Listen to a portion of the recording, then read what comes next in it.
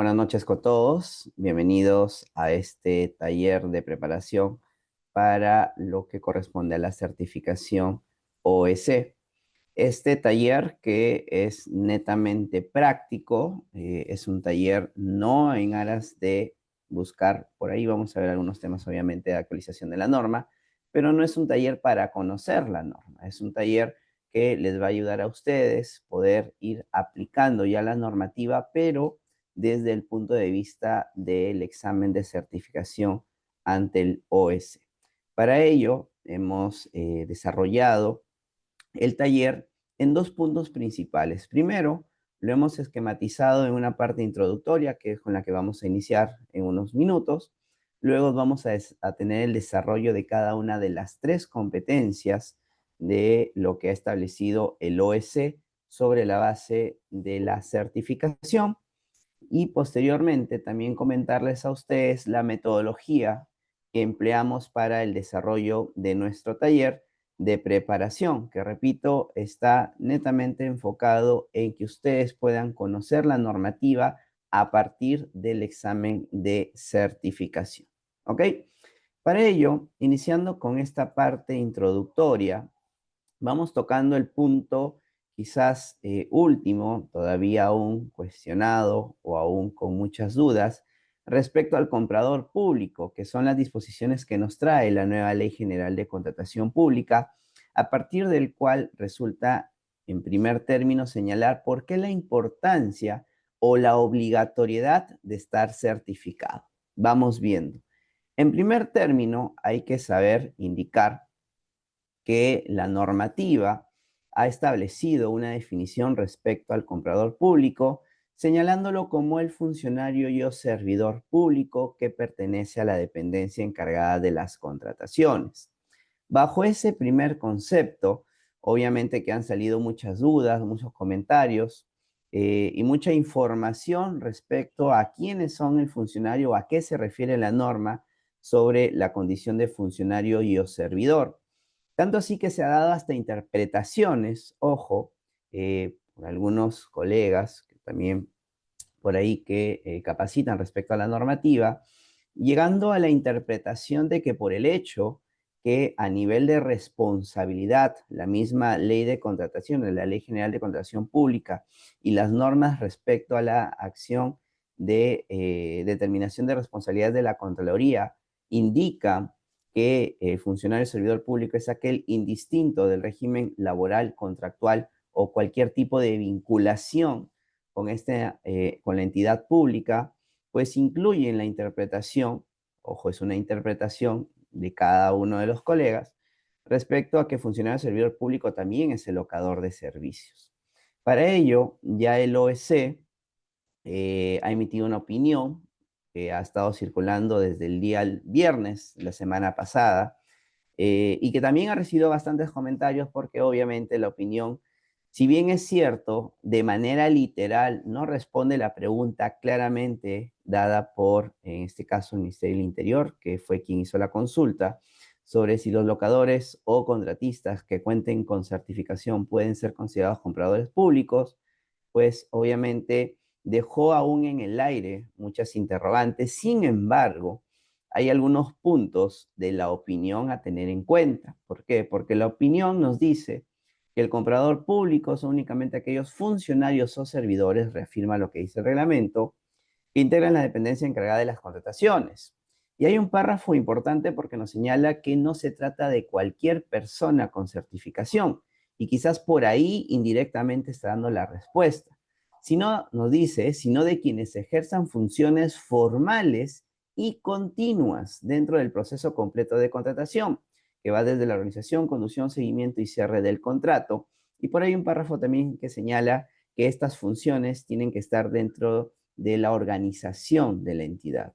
Entonces, no literalmente, obviamente, lo que la mayoría esperaba, que sea una respuesta sí o no, pero nos da a entender de que definitivamente seguimos con la idea que el funcionario servidor público es aquel que tiene un régimen laboral prácticamente con la entidad, obviamente por las funciones formales y continuas, condiciones que no tiene la alocación de servicios.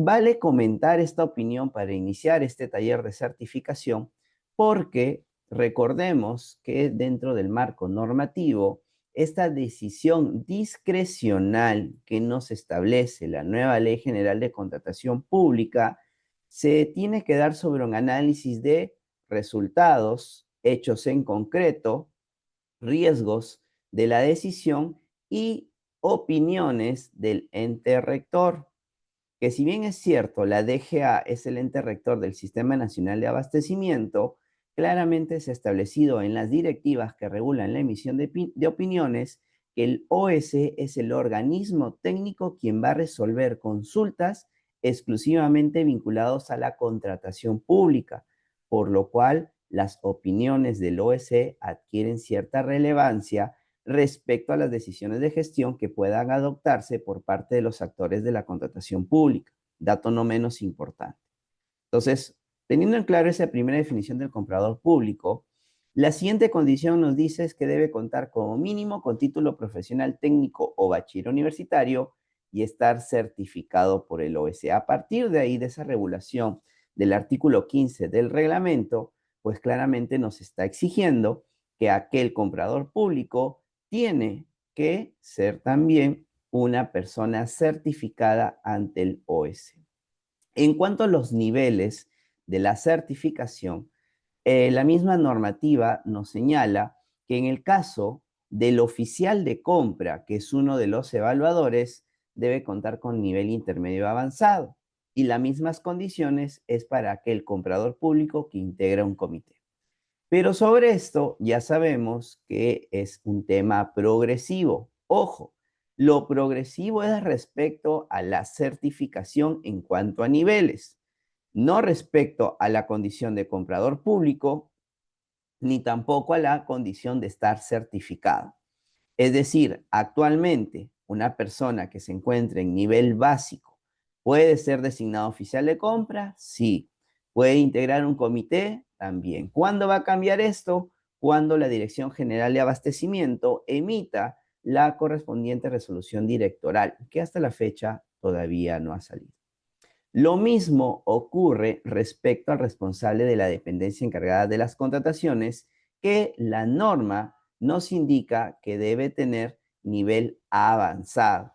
Esta disposición también es una disposición progresiva, es decir, todavía no se implementa. En líneas generales, entonces, actualmente, mientras la Dirección General de Abastecimiento no emita la resolución directoral correspondiente que establezca la obligatoriedad de aplicar el nivel para el oficial de compra o para el comprador público que integre el comité o para el responsable de la dependencia encargada de las contrataciones, la única condición es que estén certificados.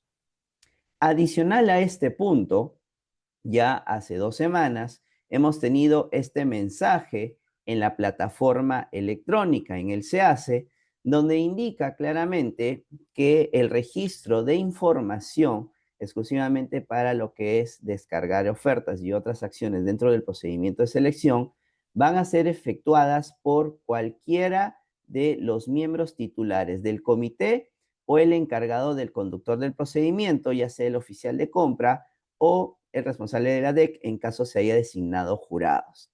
Y esto es algo que también ya estaba regulado en la norma cuando se establecen las funciones de la dependencia encargada de las contrataciones, donde claramente la norma indica que la DEC solamente va a ser responsable del registro de sus propios actos en la plataforma electrónica, siendo los evaluadores responsables del registro de sus actos.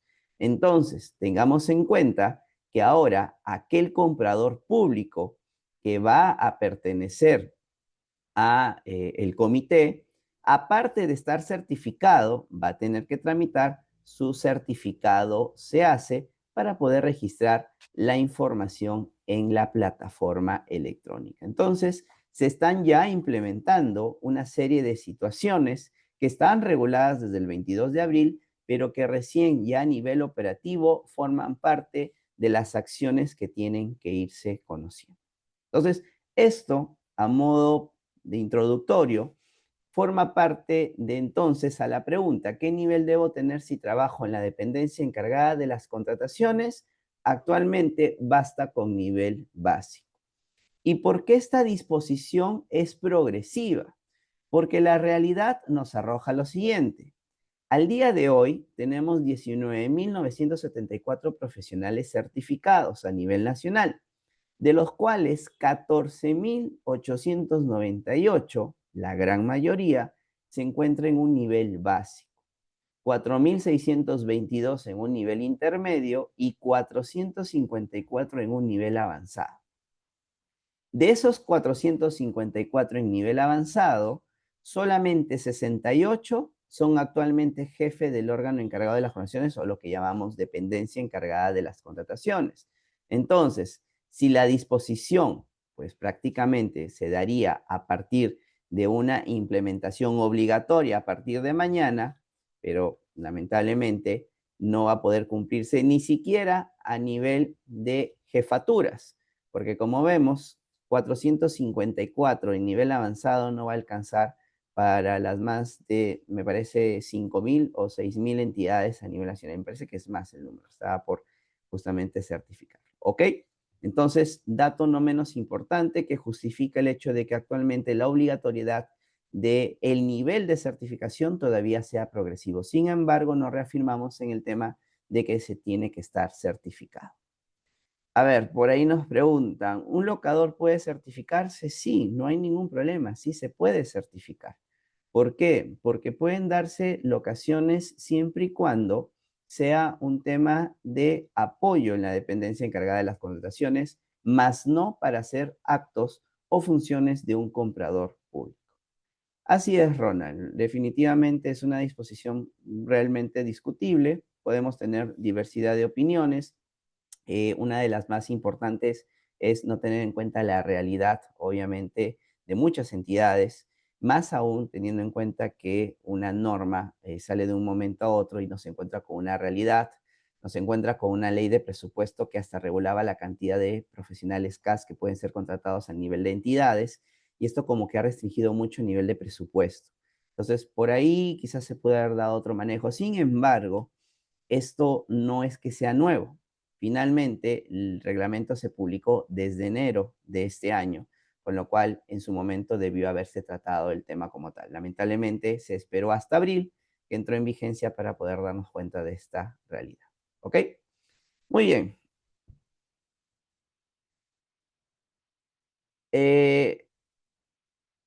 Eh, doctor, ¿qué opinión tiene frente a, valga la redundancia, la opinión 20-2025 de 2017 de servicios comunicadores públicos? Iván, lo que acabamos de manifestar, ¿no? La opinión finalmente no nos dijo sí o no, que era, creo, la respuesta que de alguna manera todo el mundo esperaba, porque era sencillo, ¿no? La pregunta era clara y a partir de ahí se puede decir, bueno, si puede o no puede.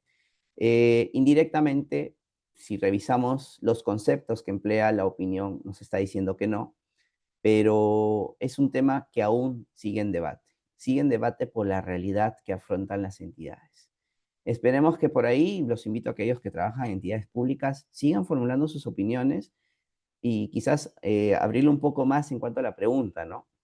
Porque quizás la pregunta, si lo vemos fríamente, estuvo mal planteada, porque la pregunta de la opinión nos dice si el locador certificado puede ser comprador público. Y por ahí lo como que la opinión dice, bueno, no basta solo con estar certificado, basta con una condición más.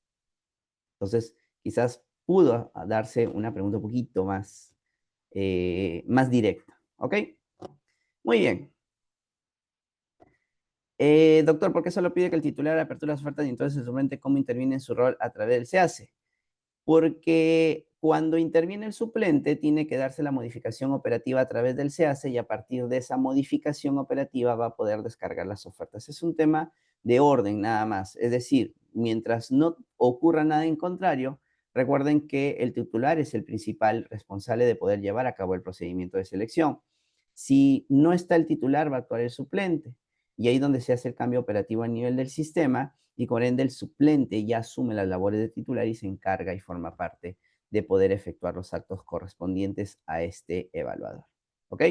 Doctor, ¿el responsable de logística puede asumir el cargo de la DEC? el responsable de logística puede asumir el cargo de la DEC. A ver, ahí habría que ver a qué llamamos responsable de logística y cómo es que la entidad ha asumido o ha establecido quién es su dependencia encargada de las conexiones, porque en teoría entendería que logística es tu DEC, ¿no? Claro que tengas otra área, eso es lo que habría que evaluar a la pregunta yo. Muy bien, marco normativo de la certificación sigue siendo la Directiva 02 del 2020 del OCE, que nos indica que se debe corroborar que busca corroborar que los profesionales biotécnicos, de acuerdo al nivel que postulan, cuenten con las competencias idóneas para desempeñarse dentro de la dependencia encargada de las contrataciones, aparte de otros aspectos. ¿Por qué seguimos trabajando con la Directiva 02 del 2020? Porque en el comunicado 05 de la DGA nos señala que en tanto y en cuanto la DGA implemente el nuevo modelo de certificación, pues se tiene y se sigue dando bajo el modelo actual. Lo que sí ha cambiado en cuanto a la certificación, aparte del costo que ahorita vamos a ver, es el temario, porque obviamente estamos con una nueva norma vigente. El proceso de certificación entonces se va a dar primero sobre la base de un pago por un servicio prestado en exclusividad que actualmente está en 55 soles. Bajo este contexto, ustedes van a poder acceder a poder dar un examen que está dado sobre la base de competencias que ya vamos a revisar y a partir de ahí se pueden ir dando, si es que por A o B ya di mi examen, qué temas son los que tengo que mejorar en una eventual segunda oportunidad. ¿Ok? Doctor, el responsable de adquisiciones debe estar certificado todo aquel responsable que participe en la dependencia encargada de las contrataciones. Lo que tienen que hacer como entidad es detectar cuál es tu dependencia encargada de las contrataciones. Para ver ello, tendrías que ver cuáles son las funciones de adquisiciones en tu entidad. ¿Ok? Doctor, si soy área usuaria y debo conformar el comité de evaluación de una licitación de obra, ¿qué nivel de certificación debo tener? Como área usuaria no estás obligado, pero puedes tener un nivel básico, intermedio avanzado, cualquiera que fuera, pero no estás obligado a estar certificado. En caso de municipalidades distritales, algunos jefes de logística no están certificados, por ende contratan un locador como especialista para llevar a cabo el proceso. Mi pregunta es, ¿la OS le puede dar la clave sin tener vínculo laboral? No está exigiendo el OS tener vínculo laboral para poder otorgarte el certificado se hace. Sin embargo, hay que tener en cuenta que estás designando a un jefe sin cumplir la condición mínima, que es de ser comprador público y para ello estar certificado. ¿Ok? Ronald, efectivamente, bueno, hay que tener en cuenta que todo esto son los primeros pasos para lograr la profesionalización del comprador público, así que esperemos el escenario que se viene. Si trabajo en recursos humanos de una entidad, puedo certificarme siempre y cuando Melba contengas los requisitos que ya vamos a ver, al menos para el nivel básico. ¿Ok? Muy bien, una vez que ya pagaste tu derecho a examen, vas a dar este examen, un examen de 72 preguntas que tiene preguntas de todos los niveles. Hay preguntas de nivel básico, nivel intermedio, nivel avanzado. 72 preguntas en 2 horas, más o menos promedio hora 30, hora 40, perdón, minuto 30, minuto 40 por pregunta, entre leerla, analizarla y responder. Dependiendo del puntaje que obtengas en tu examen, determinas el nivel en el cual vas a postular en cuanto al segundo paso de la certificación, que es la presentación de tus documentos. Y aquí vienen datos importantes. Bueno, el puntaje mínimo para aprobar tu examen es 30 puntos. De 30 a 42, nivel básico. De 43 a 57, nivel intermedio. Y de 58 a 72, nivel avanzado. Eso en cuanto al primer punto de saber a qué nivel postula sobre la base del puntaje obtenido. Luego tienes que presentar sus documentos, para eso ahí estamos mostrando el QR por el cual ustedes van a poder acceder a todo el desarrollo del tipo de documentación que tienen que presentar sobre la base de la experiencia. Si tengo mi condición laboral, ¿qué presento? Si he sido contratado, ¿qué presento? Si tengo locación de servicios años atrás, ¿qué presento? Todo eso lo van a encontrar en el link que va a formar parte del material, así como también ingresando o escaneando el QR que ven en la parte inferior derecha. Ahora, Datos importantes respecto a la acreditación de la certificación o para obtener la certificación es la experiencia específica. ¿Por qué? Porque en nivel básico la experiencia laboral general es de 3 años, pero la experiencia específica es de 1 año en logística pública o privada, o sea, netamente experiencia específica en logística. Diferente para el nivel intermedio avanzado, donde aparte de la experiencia laboral general, te piden 2 años en contratación pública, de experiencia en contratación pública para el nivel intermedio y 4 para el nivel avanzado. Y hablar de contratación pública es más amplio que hablar de logística pública o privada.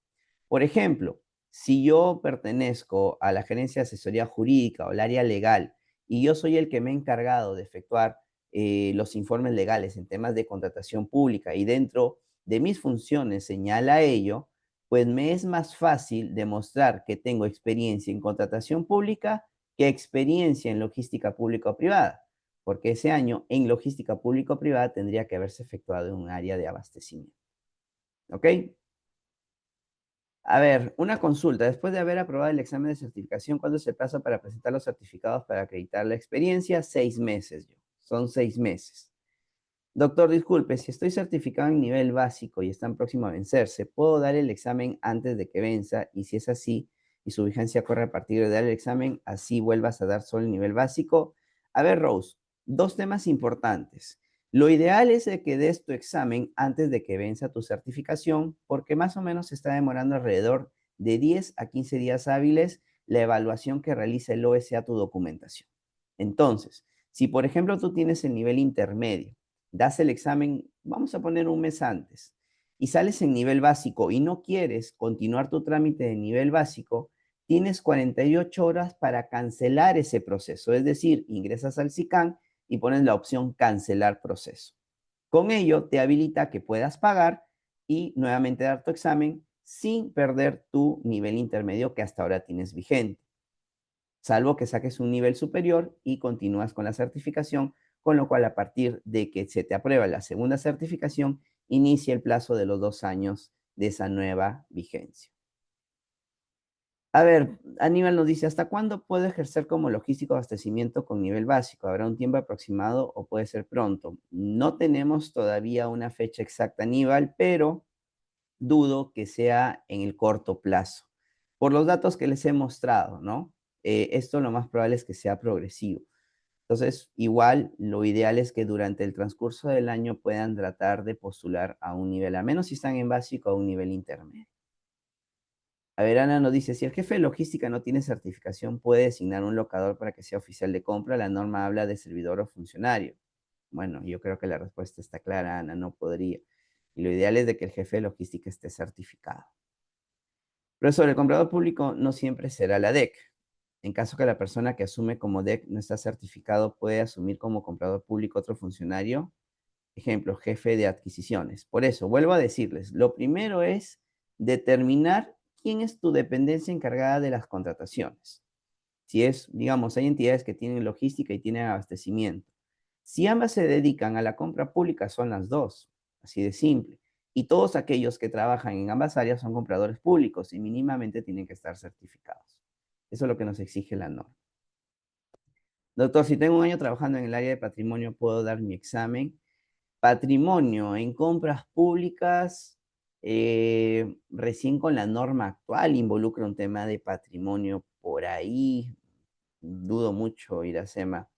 Igual te recomendaría hacer la consulta ante el OS a través del canal de consultas, a ver si el tema de patrimonio viene siendo considerado como parte de la experiencia en contratación pública. Con la norma actual, sí hay mucha vinculación con ese componente de la cadena de abastecimiento público, con lo cual podría darse, pero no podría afirmarte como tal. Justamente acabamos de contestar una pregunta sobre control patrimonial. Soy auditor de OSI hace 5 años. ¿Qué nivel le correspondería? Ángela, dependería de cuánto saques en tu examen. Dependería cuánto saques en tu examen.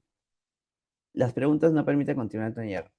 Estamos contentando esta primera parte, Lenovo, no te preocupes, que ya vamos a iniciar, estamos con la parte introductoria.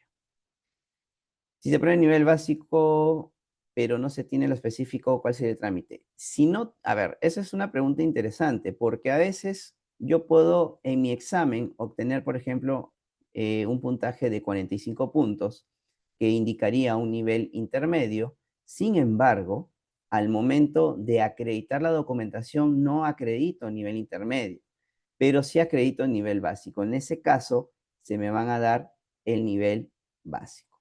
¿Ok? Muy bien. Entonces, considerando las disposiciones de la nueva norma, ahora se han establecido únicamente tres competencias. La primera correspondiente a la planificación y actos preparatorios, con un total de 25 preguntas. Todo lo que corresponde a la planificación, que es plan anual de contrataciones, el tema también de actos preparatorios, hasta la elaboración de bases, porque ahí terminan los actos preparatorios. Luego tenemos la competencia 2, que es todo lo correspondiente a los procedimientos de selección. Viene desde lo que es la convocatoria hasta el otorgamiento de la buena pro, el tema de cancelación, declaratoria de desierto. Y aquí sí, a pesar que vienen 22 preguntas, quizás es el grueso del examen. ¿Por qué? Por los tipos de procedimientos. Muchos indica de que el examen por ahí hace preguntas sobre los nuevos tipos de procedimientos que aún no están vigentes. Pero sin embargo, al ser un examen sobre la normativa, pues también vienen. Y vamos a ver algunos puntos que, por ejemplo, nos hacen preguntas de una obra que supera los 79 millones y que yo en la práctica lo vengo empleando a través de una licitación pública de obras, pero que de acuerdo a la normativa tendría que ser a través de una licitación pública con precalificación de obras. Entonces, esto, por ejemplo, son situaciones que por ahí se critica mucho el examen, sin embargo, es lo que se está dando. Por último, la competencia 3 correspondiente a ejecución contractual, que desarrolle ya todo lo correspondiente al marco desde la suscripción del contrato, el procedimiento para la suscripción, hasta la culminación con temas de pago, mecanismo de solución de controversias, que lo vamos a ir viendo en cada uno de los desarrollos que vamos a efectuar a nuestras competencias. ¿Qué deben tener en cuenta acá? El acceso a SICAN, que ya se actualizó, el tema de los documentos a presentar, que ya lo mostramos a través de SQR, y la programación de los exámenes 2025. Es importante, ¿por qué? Porque a veces se paga y nos programan para mañana, entonces no estamos preparados. Conforme a yo vaya viendo las fechas, voy a poder ir dándome cuenta de más o menos aproximadamente cuándo se va a dar este tema de preparación. ¿Ok? Ahora, en cuanto al taller, para el desarrollo de este taller, vamos a emplear mucho el tema del control estadístico. Vamos a tener preguntas en línea que nos van a ir permitiendo qué temas requieren por ahí profundizar un poco más o qué temas han quedado claros. Adicionalmente a ello, vamos a tener una metodología que ya les vamos a explicar y finalmente se va a complementar el desarrollo de las preguntas que vamos a desarrollar en estas 5 sesiones a través de un balotario desarrollado que va a complementar justamente el tema de esta condición para poder participar como parte de la dependencia encargada de las contrataciones. ¿Ok? Ahora, ¿cómo se desarrolla el taller? Miren, en primer término, para lo que es ya el taller propiamente dicho, que ahorita vamos a iniciar, nosotros lanzamos una pregunta. Esa pregunta, aparte de aparecer en pantalla, les va a aparecer para que ustedes puedan marcar la respuesta en línea. Esa marcación de respuesta no va a ser mirando qué hizo sus demás compañeros, no. Vamos a darles un minuto para que puedan marcar sin ver qué ha marcado el resto. Luego de ese minuto, por el cual ustedes han marcado, para ello vamos a deshabilitar el chat en esos momentos, vamos a pasar a hacer la explicación teórica normativa sobre temas que aborda la pregunta. Luego de ello, nuevamente cerramos el chat, damos la opción de un minuto para que puedan confirmar o corregir su respuesta para finalmente pasar a resolver en vivo la pregunta. ¿Ok? Dato importante, durante el desarrollo del taller, si por ahí se van a plantear preguntas, que sean preguntas, uno, sobre el tema abordado, dos, preguntas sobre conceptos no básicos. Es decir, no vamos a preguntar, ¿y qué es la segmentación? ¿Y qué es la interacción de mercado? Porque repetimos, acá ya tenemos un taller que ya tiene una base, o sea, ustedes ya de alguna manera han leído y conocen la norma. Por eso es que es un taller de preparación exclusivamente para el examen. ¿Ok? Vamos a hacer dos pruebas.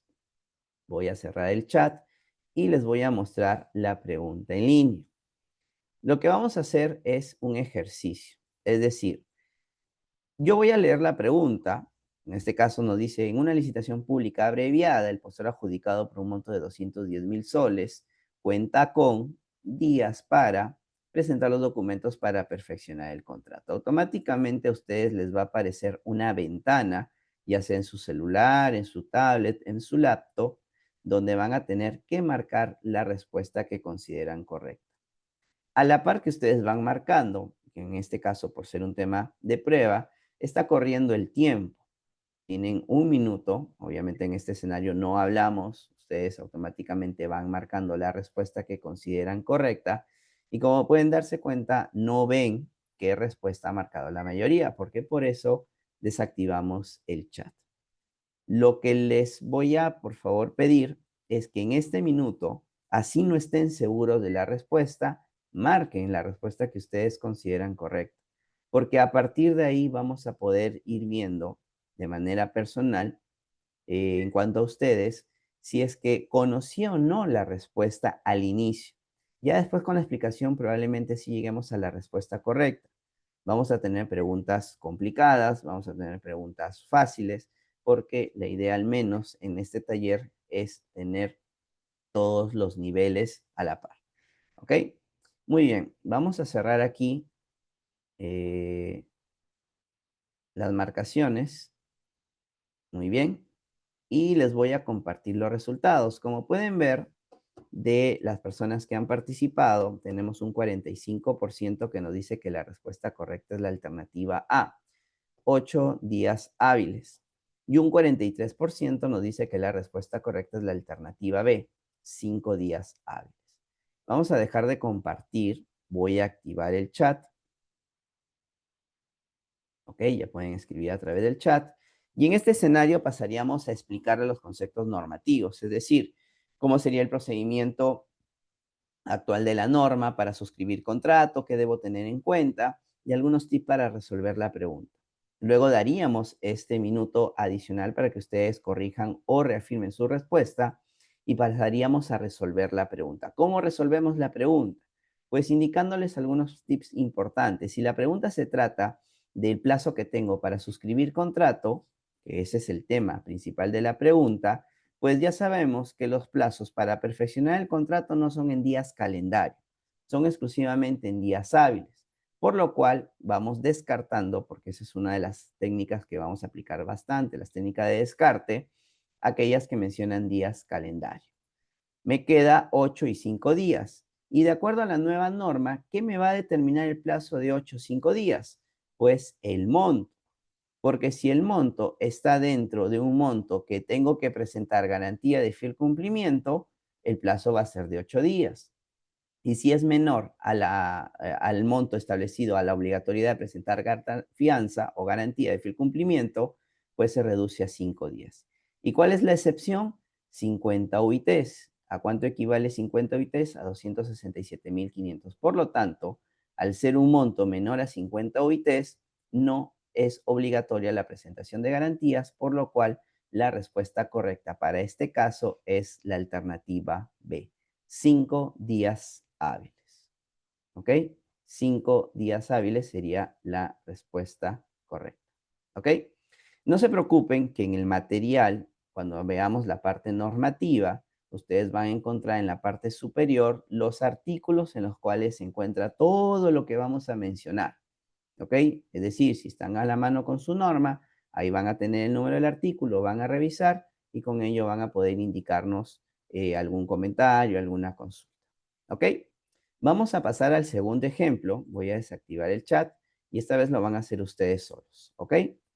A ver, la pregunta es, un municipio requiere aprobar un proceso no competitivo por la causal de desabastecimiento. Dicha contratación deberá ser aprobada por... Vamos a dar un minuto para que puedan indicar la respuesta que consideran correcta. Iniciamos.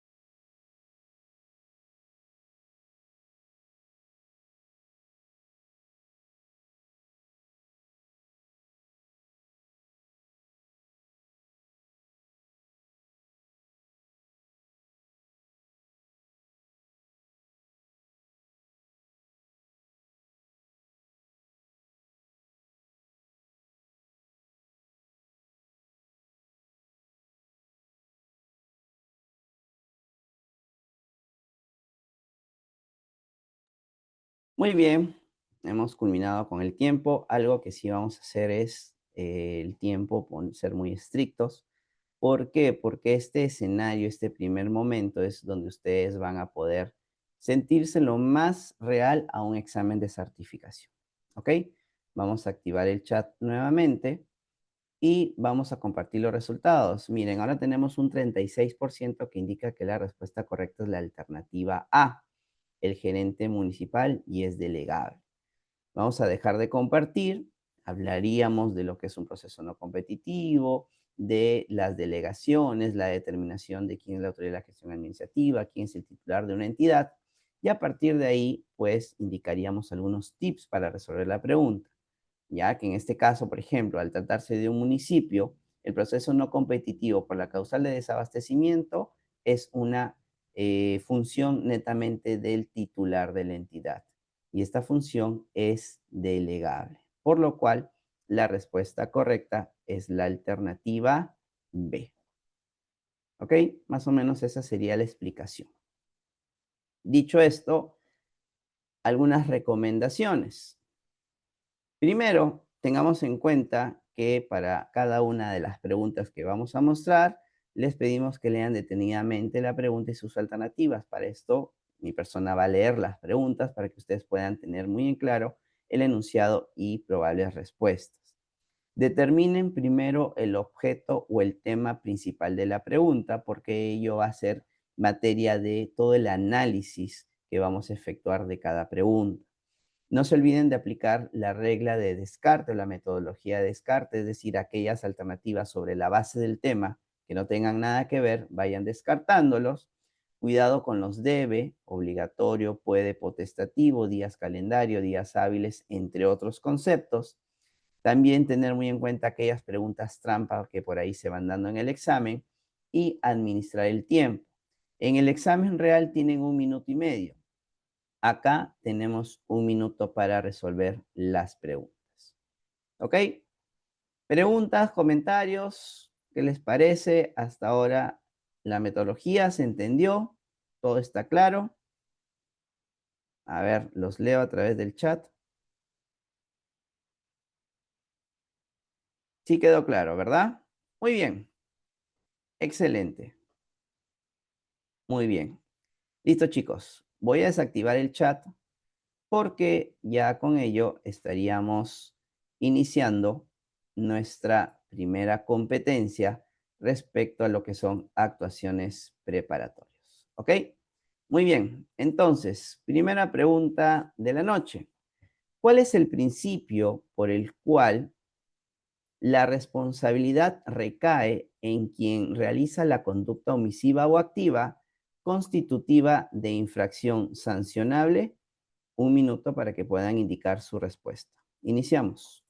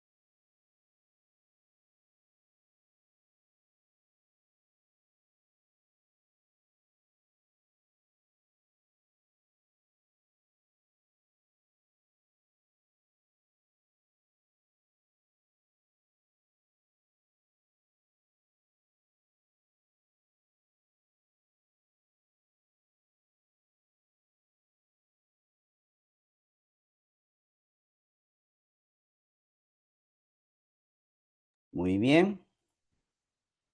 Vamos cerrando aquí. Les comparto los resultados. Tenemos un 50% que nos indica que la respuesta correcta es la alternativa C, el principio de causalidad. Y el otro 50% se reparte entre las más respuestas, siendo la más cercana a la alternativa B, el principio de legalidad. ¿Ok? Vamos a activar el chat. No se olviden las reglas del chat. Preguntas sobre el tema. y a partir de ahí vamos a ver el marco normativo teórico del tema que aborda la pregunta, que para este caso es respecto a los principios rectores. Si algo es importante respecto a los principios rectores, es darnos cuenta que esta normativa, aparte de tener principios, nos plantea una finalidad y enfoques. Entonces, cuando hablamos de la finalidad, es a dónde quiere llegar la norma en la base de las actuaciones de aquellos que aplican dicha normativa. Los principios son la base de las normas que rigen a los actores y los enfoques es la forma en la cual se interpreta la norma. Bajo este escenario, esta nueva Ley General de Contratación Pública nos establece que los principios rectores van a servir de criterio de interpretación de la norma y también de parámetro para aquellos que van a intervenir en el proceso de contratación. Uno de los puntos principales que vamos a ver también ya en la aplicación correcta de la normativa es respecto a ciertos vacíos.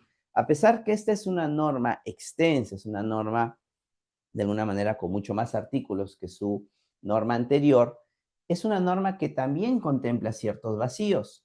Entonces, en aquellos casos en los cuales no sepamos cómo aplicar correctamente la norma, es donde viene la aplicación de estos principios para poder tomar decisiones. Bajo este escenario, con la norma actual, tenemos 15 principios rectores en el marco de la contratación pública. Dentro de ellos vamos a ver algunos que son completamente nuevos y otros que por ahí se han reformulado o se han adicionado ciertos conceptos para poder tener una aplicación mucho más efectiva en el marco de la contratación pública, considerando principios tanto del Sistema Nacional de Abastecimiento como principios dentro del marco de la Ley de Procedimiento Administrativo General. Tenemos en primer término el principio de legalidad.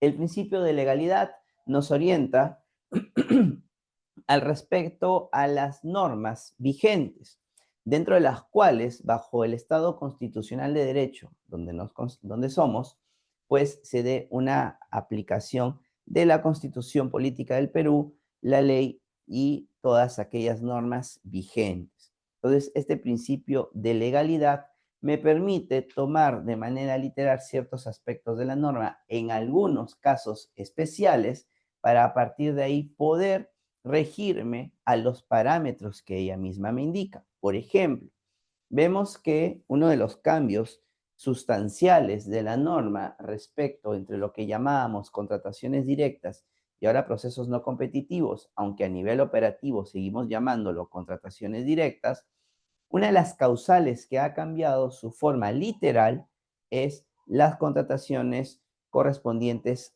a prestaciones pendientes. Con la norma anterior, las prestaciones pendientes para que puedan aplicarse a través de una contratación directa tenían que tener un sustento de una urgencia de poder culminar dichas prestaciones pendientes. Con la norma actual ya no me exige la acreditación de la urgencia. ¿Qué quiere decir? Que si yo aplico un principio de legalidad, pues tengo que ceñirme exclusivamente y únicamente a contar con prestaciones pendientes de ejecución para irme en un proceso no competitivo por una causal de prestaciones pendientes. Luego tenemos el principio de eficacia y eficiencia. Este principio de eficacia y eficiencia ha sufrido una modificación. Se sigue manteniendo sobre esta condición que deben efectuar o desarrollar las entidades públicas, ahora entidades contratantes, por las cuales priorizan los fines públicos sobre la base de formalidades no esenciales para cumplir sus objetivos. Y al hablar de estas formalidades no esenciales, pues implica, por ejemplo, poder tomar decisiones discrecionales en el marco de poder priorizar el interés público. Y aquí viene la aplicación que mucho se da respecto a la conservación del acto administrativo. Si yo tengo un acto en el cual en teoría correspondería una causal de nulidad, si yo evalúo y efectuando la nulidad vuelvo al mismo acto finalmente, pues se daría una situación de conservación del acto, es decir, la nulidad se da como última instancia, una situación en la cual tengo que sí o sí cambiar una decisión tomada porque hay una afectación. Pero si finalmente, declarando la nulidad, vuelvo a dar el mismo resultado, pues sería una conservación del acto. Por ejemplo, ¿qué pasaría si yo, al momento de efectuar una evaluación de ofertas, y siendo la única oferta, le asigné 2 o 3 puntos más del que debería porque uno de los factores de evaluación no lo cumplía este postor?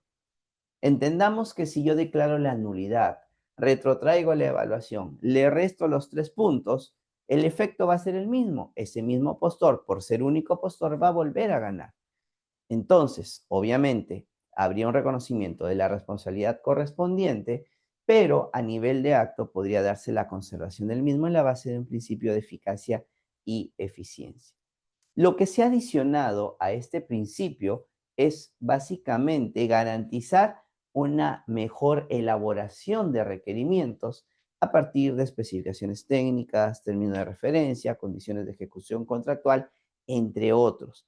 ¿Para qué? Para poder finalmente darse, y eso es uno de los puntos rescatables de esta norma, esa real, ese real recogimiento de la necesidad que se da a través o se materializa a través del requerimiento. Luego tenemos un nuevo principio correspondiente a el valor por dinero. Este es un tanto enfoque, conceptualización, fin último de la norma y que también ha sido contextualizado como un valor, un principio. ¿Y qué me busca o qué me permite este principio de valor por dinero? Maximizar justamente la compra pública a partir de una real competencia, considerando los términos de eficiencia, eficacia y economía. A partir de ahí, las entidades contratantes van a poder efectuar la elección de la mejor oferta, ya no exclusivamente por temas de precio, que era algo que durante los últimos 12, 15 años ha venido primando en el proceso de contratación pública y ha venido quitándole el sentido a la real competencia dentro del proceso de contratación, porque no podíamos hablar de una competencia efectiva si es que el único factor de evaluación y empleado y obligatorio era el precio. Entonces, a partir de ahí, lo que se ha establecido es decirle a los postores, por si acaso ahora mi elección de mejor oferta, no solamente el precio. Es decir, concéntrate también en brindarme mejor calidad, en brindarme mejores condiciones de la ejecución contractual para yo poder elegir tu oferta como la mejor, entre otras. Obviamente, y entrando un poco ya al plano real, esto por ahí se ha visto mermado por errores, deficiencias en las bases estándar respecto a los factores de evaluación que no están garantizando una correcta aplicación de este principio de valor por dinero. Luego tenemos el principio de integridad.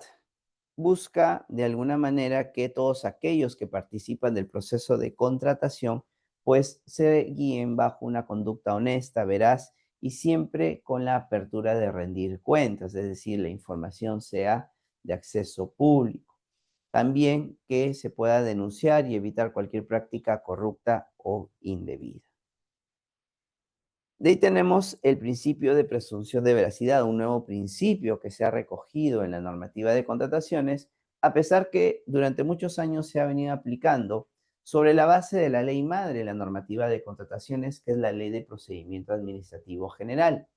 Bajo este principio, yo presumo que toda la información declarada por los administrados, postores, participantes, pues es real, salvo prueba en contrario. Entonces, ¿esto lo hemos venido aplicando siempre? Claro que sí. ¿Por qué? Porque se daba esta situación por la cual yo simplemente, sobre la base de los documentos presentados, escaneados en copia, asumía que la información era veraz. Y esto ya sabemos, admite prueba en contrario. Luego tenemos el principio de causalidad, uno de los nuevos principios que resulta importantes en el proceso de contratación porque define claramente sobre quién recae la responsabilidad ante una conducta omisiva, es decir, no haces algo que deberías hacer, o activa, es decir, haces algo que no deberías hacer. Bajo este escenario, la premisa de este principio es que nadie es responsable ni puede ser sancionado por un hecho ajeno, sino por los propios. Entonces, este principio va a poder determinar claramente que las responsabilidades, por ejemplo, dentro de un comité, si bien es cierto, son solidarias, siempre en tanto y en cuanto yo no sea el responsable de conocer cierta información. A partir de ahí vamos a tratar de, como comité, adoptar decisiones realmente en el marco de mi integración. Es decir, si yo soy comprador público, integrante del comité, pues hay condiciones del procedimiento de selección que mínimamente debo conocer. Lo mismo en la figura del experto, que son dos de los miembros obligatorios que forman parte del comité, para poner un ejemplo.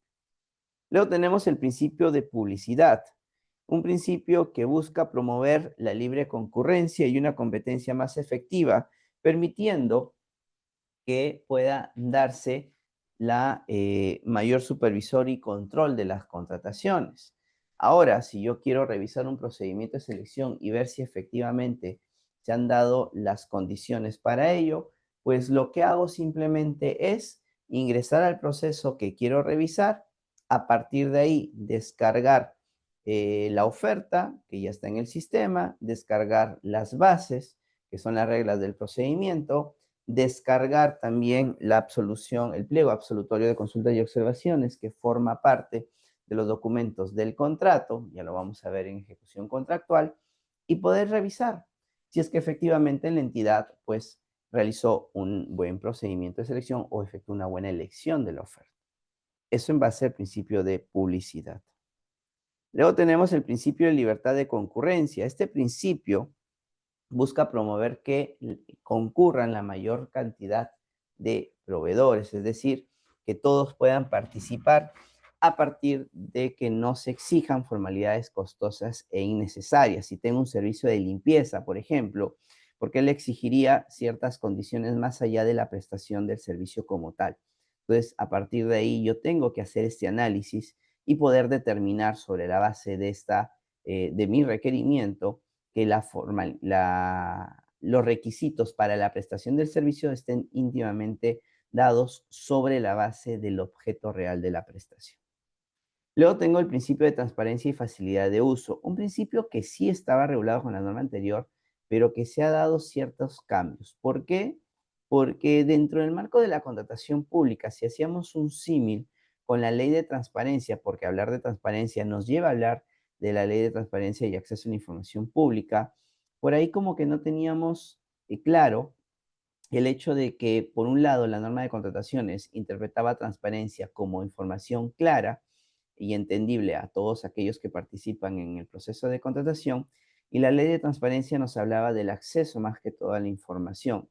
Bajo este escenario, lo que ha hecho la norma ahora es regular ambos puntos. Es decir, por un lado, nos dice de que se garantice el acceso oportuno a la información pública por parte de cualquier persona interesada, y adicionalmente a ello, las reglas y criterios que se establecen en los documentos del procedimiento de selección son accesibles y claros. Lo que se ha adicionado es el tema de los accesos a las plataformas para que sea sencillo y oportuno.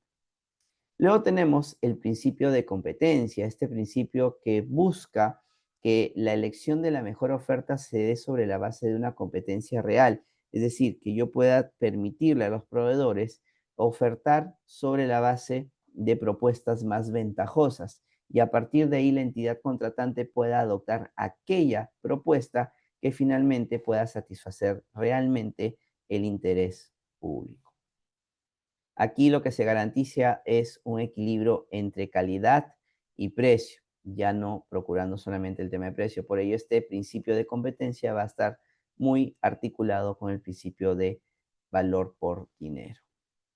Luego tenemos el principio de equidad y colaboración, un principio que busca integrar a los actores del proceso de contratación pública a efectos de que, por un lado, entre lo que es el actor, entidad contratante, con el proveedor, se dé un equilibrio en el desarrollo de las prestaciones. Y por otro lado, entre los actores dentro de una entidad contratante, pueda darse también un margen de colaboración entre una u otra. Esta colaboración nos indica la norma que sería una colaboración eficaz. ¿Ok?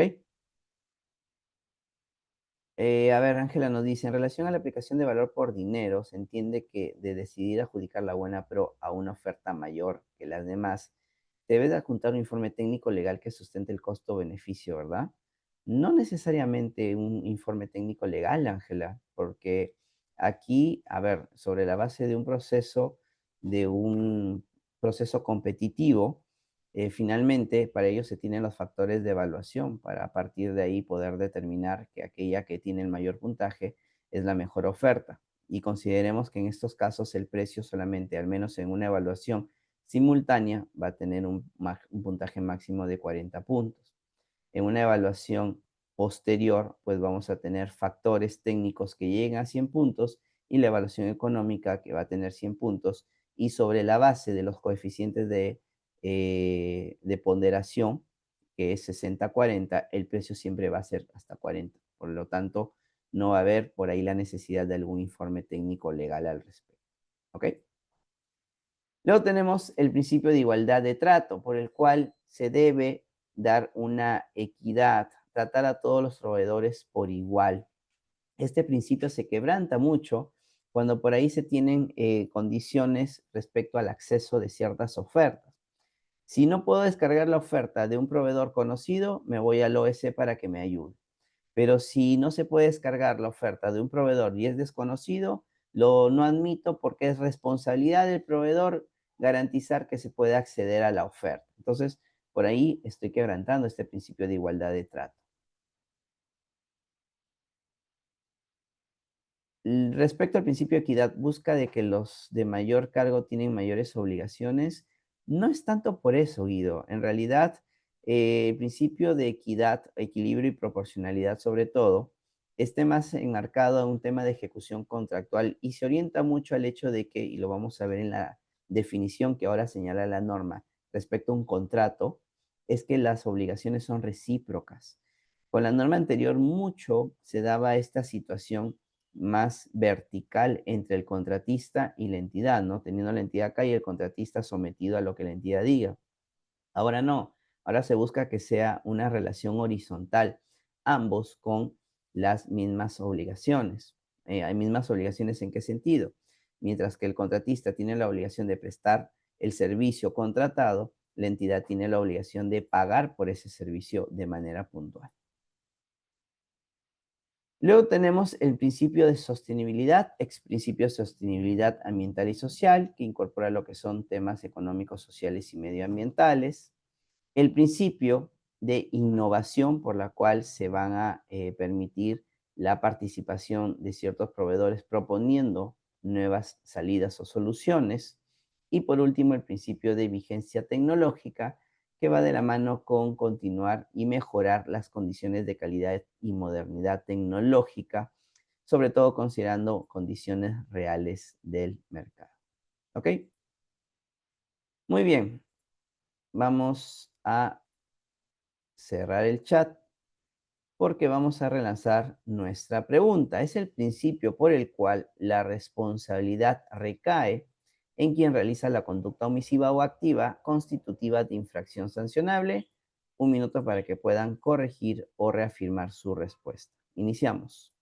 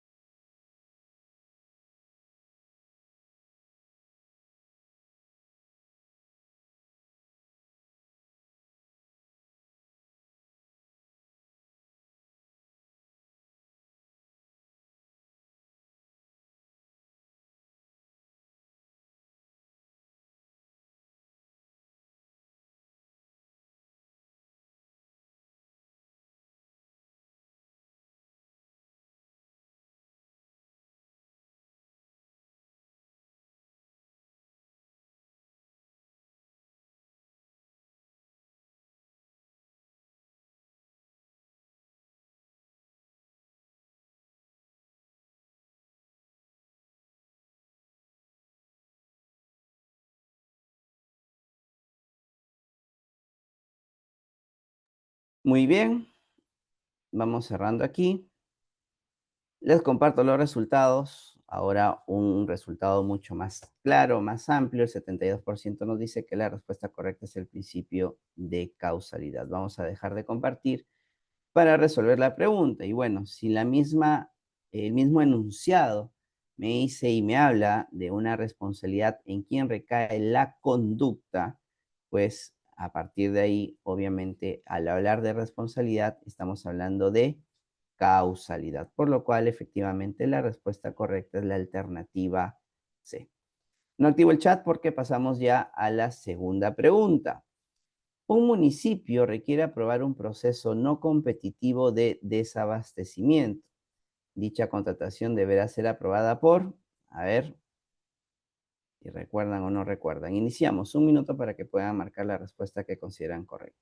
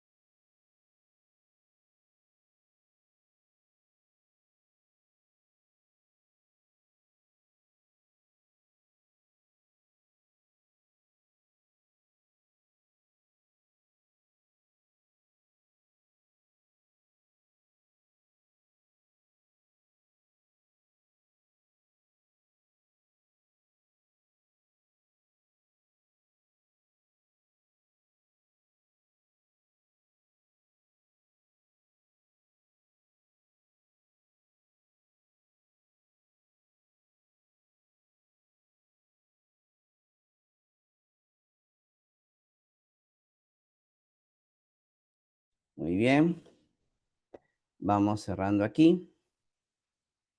Les comparto los resultados. Tenemos un 69% que nos indica que la respuesta correcta es la alternativa B. Vamos a dejar de compartir. Esperemos que sea por conocimiento y no porque le hemos puesto como ejemplo. Igual vamos a ver el marco normativo al respecto. Vamos a activar el chat para cualquier consulta o comentario. Y no se preocupen que tenemos una pregunta más al respecto. Así que atentos todos. Bueno, primero tenemos que tener claro quiénes son los actores involucrados en el proceso de contratación. Al respecto, la norma ya nos ha establecido como uno de los principales cambios de su modificación o su implementación es el hecho de implementar todas las condiciones de un sistema nacional de abastecimiento. Y a partir de ahí, el sistema nacional de abastecimiento regulado por el decreto legislativo 1437, pues nos habla de que tenemos un ente rector y este ente rector es la Dirección General de Abastecimiento. A partir de ahí, también la norma reconoce como uno de los actores al OEC, el Organismo Especializado en Contrataciones Públicas Eficientes, que ahora va a tener la condición de organismo técnico especializado y que no solo va a supervisar los procedimientos de selección, sino también va a brindar un acompañamiento a estos procedimientos de selección.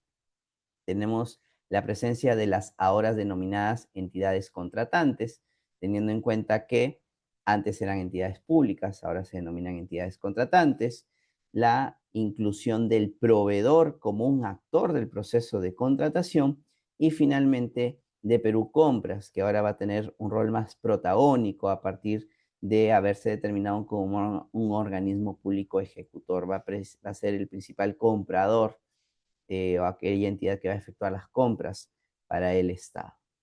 Ahora, esto en cuanto a lo que es actores del proceso como tal. Dentro de la entidad contratante, la norma también ha establecido quiénes son sus actores que van desarrollándose a partir de este tema en cuanto a quienes participan dentro de la entidad contratante en el proceso de contratación pública. Y la entidad, en un primer término, define al titular de la entidad como aquella que tiene la condición de máxima autoridad ejecutiva dentro de una entidad contratante.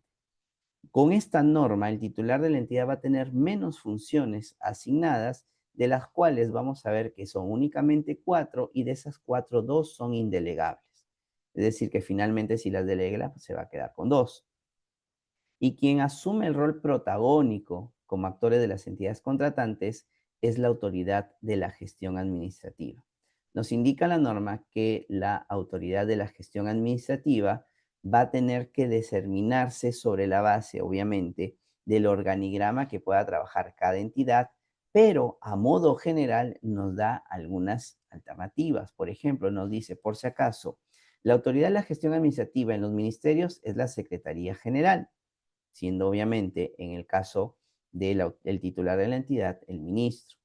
En el caso de los gobiernos regionales, si bien es cierto, el titular de la entidad es el gobernador, quien asume la condición de autoridad de la gestión administrativa es la Gerencia General Regional. En el caso de gobiernos locales, quien asume la condición de autoridad de la gestión administrativa es la Gerencia Municipal. En el caso de los organismos públicos y empresas del Estado, la Gerencia General.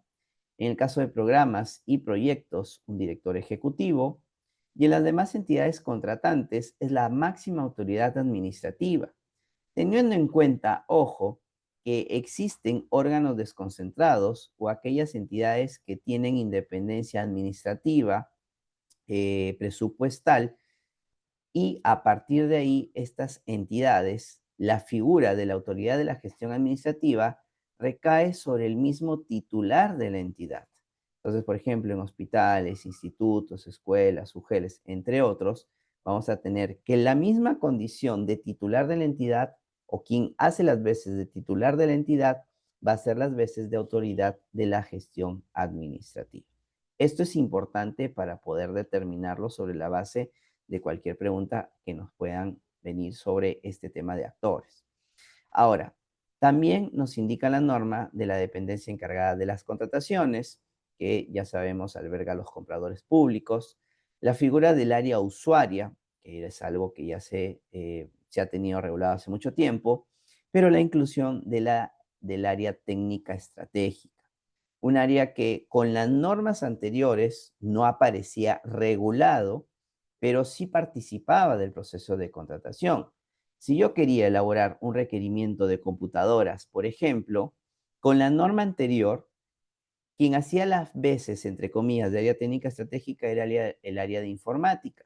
Él elaboraba el requerimiento, pero lo terminaba suscribiendo el área usuaria, porque finalmente es quien tiene la necesidad. Con esta norma, al darse el reconocimiento del área técnica estratégica, esta área va a asumir los roles de área usuaria. Es decir, el área de informática también se convertiría en el área usuaria. Y esto está muy articulado, haciendo un paréntesis nada más, a lo que son las nuevas disposiciones de la nueva Directiva de Programación Multianual de Bienes, Servicios y Obras, primer componente de la cadena de abastecimiento público. Ahora, dentro de la entidad contratante, entonces tenemos que el titular de la entidad va a tener funciones que son delegables y funciones que son indelegables. ¿Cuáles son algunas funciones delegables? Primero, autorizar las prestaciones adicionales de obra bajo el sistema de entrega de solo construcción a partir del 15%, pero cuando se emplee el sistema de diseño y construcción, en el componente ejecución va a ser a partir del 20%. Esto tiene un tope, que es el 30%, ¿ya? A partir entonces de ese 15 y 20% hasta un 30%, lo va a aprobar el titular de la entidad, perdón, y esta función es delegable. Por otro lado, también tiene la función de aprobar las contrataciones mediante procedimiento de selección no competitivos exclusivamente en tres causales: por desabastecimiento, situación de emergencia y por prestaciones pendientes. Esas tres causales de procesos no competitivos o contrataciones directas son función exclusiva del titular de la entidad, pero puede ser delegable. En cuanto a las funciones indelegables del titular de la entidad, tenemos la de autorizar el inicio de la acción judicial de anulación del laudo arbitral. Esto teniendo en cuenta que el único camino de poder evitar la aplicación de un laudo es a través de una acción judicial de anulación, y esto a veces ha traído problemas en las entidades públicas cuando se inicia todo este proceso de anulación, pero en realidad no se tiene todo el asidero legal para hacerlo. Para ello, a partir de esta condición, pues ahora el titular de la entidad es quien tiene que tomar la decisión, y esta decisión es indelegable. También se ha establecido como una facultad indelegable la de aprobar las compras por encargo a un organismo internacional. Hay que tener en cuenta que el tema de la delegación de funciones tiene que observarse sobre la base de ciertas condiciones para a partir de ahí poder no caer en esta duplicidad en cuanto a lo que son documentos de gestión interna como el MOF o el ROF o documentos en el marco de la Ley de Procedimiento Administrativo General. Dicho esto, entonces, volvemos a relanzar nuestra pregunta. Un municipio requiere aprobar un proceso no competitivo por la causal de desabastecimiento. Dicha contratación deberá ser aprobada por 1 minuto para que corrijan o reafirmen su respuesta. Iniciamos.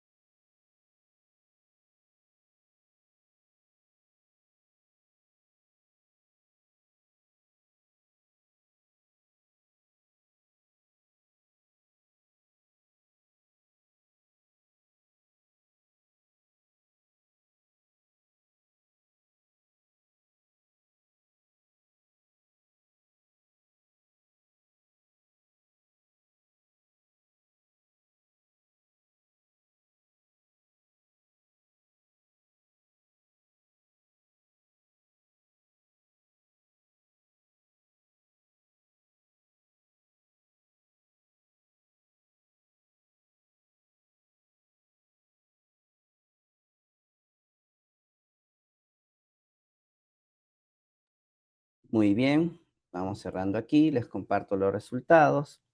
Bueno, era una respuesta después de la explicación y después de la pregunta inicial, bastante fácil de alguna manera. El 82% nos dice que la respuesta correcta es la alternativa B. Y a ver, conforme lo que hemos visto, nuevamente, ¿cómo se resuelven estas preguntas? Atentos a esto porque viene una pregunta similar.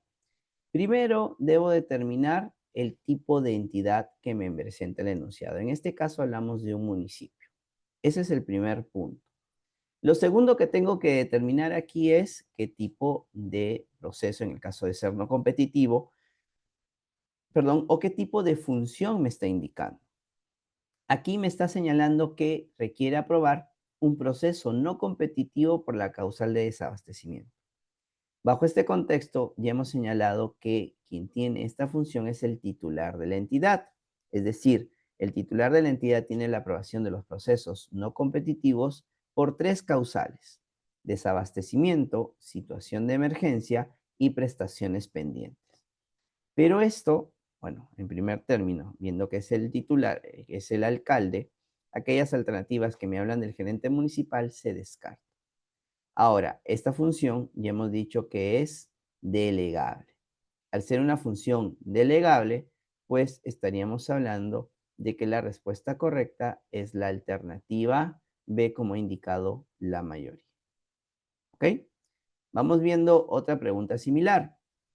Un ministerio requiere aprobar un proceso no competitivo por la causal de proveedor único. Dicha contratación deberá ser aprobada por 1 minuto para que indiquen su respuesta. Iniciamos.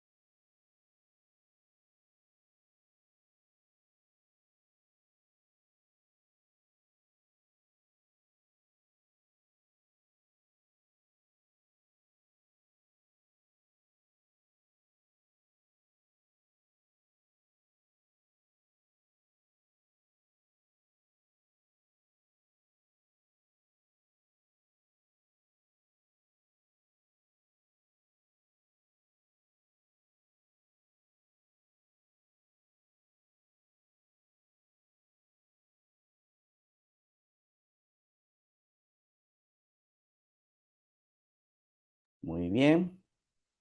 vamos cerrando aquí y les comparto los resultados. Para la mayoría, la respuesta correcta es la alternativa B. El ministro, y es una facultad delegable. A ver, vamos a dejar de compartir y vamos a ver el marco normativo de esta pregunta. Para esto vamos a nuevamente activar el chat. A ver, por ahí tenemos una pregunta. Dice, buenas noches, ¿quién aprueba un adicional por emergencia? ¿Adicional por emergencia? Ah, en el caso de obras. Cuando estemos más adelante, Sandra, por favor. Bien, nuevamente, ¿no? Ya sabemos quiénes son los actores involucrados. Es importante que tengan en claro que dentro de la entidad contratante tenemos la figura del titular de la entidad y la autoridad de la gestión administrativa está definida por, en el caso de ministerios, la Secretaría General. En el caso de los gobiernos regionales, la Gerencia General Regional. En el caso de los gobiernos locales, la Gerencia Municipal. En el caso de los organismos públicos y empresas del Estado, la Gerencia General. En los programas y proyectos, el director ejecutivo. Y en las demás entidades contratantes, la máxima autoridad administrativa. Y hemos hablado también que en aquellas entidades, llamados órganos desconcentrados o aquellas que tienen independencia o autonomía administrativa y presupuestal, pues el mismo que hace las veces de titular de la entidad asume las funciones de autoridad de la gestión administrativa. Ya hemos hablado de la DEC con los compradores públicos, del área usuaria y del área técnica estratégica. Muy bien, a partir de ahí hay que tener en cuenta que así como el titular de la entidad tiene sus propias funciones innatas por la norma, la autoridad de la gestión administrativa también ha establecido unas funciones innatas a la autoridad de la gestión administrativa. Y estas funciones pueden ser delegables o funciones indelegables. ¿Cuáles son algunas funciones delegables de la autoridad de la gestión administrativa? Pues la autorización de la ejecución de prestaciones adicionales de bienes, servicios y consultorías de obra. Esto conforme a lo establecido en el artículo 64, considerando que el tope de prestaciones adicionales, ojo, hablamos de bienes, servicios y consultorías de obra, es hasta el 25%. Y en este caso, esta facultad es delegable. Otra facultad delegable de la autoridad de la gestión administrativa es la de autorizar las prestaciones adicionales de obra cuando correspondan, en el caso de solo construcción, en este sistema de entrega, hasta el 15%, porque recuerden, del 15 al 30 lo tiene el titular de la entidad. Y en el caso de diseño y construcción, tiene hasta el 25% en diseño, que obviamente va de la mano con lo anterior, que es hasta el 25%, y el 20% en construcción. Del 20 al 30, pues aplica la delegación al titular de la entidad. Entre algunas funciones indelegables tenemos la de aprobar las contrataciones mediante proceso de selección no competitivos en todas las causales menos las 3 que tiene el titular de la entidad. Es decir, con esta norma, la autoridad de la gestión administrativa es el responsable de aprobar todos los procesos no competitivos de manera indelegable, salvo aquellas 3 que tiene el titular de la entidad. Si finalmente el titular de la entidad termina delegando a la autoridad de la gestión administrativa esas 3 que tiene, que son delegables, pues automáticamente la autoridad de la gestión administrativa va a aprobar todas las causales de procesos no competitivos.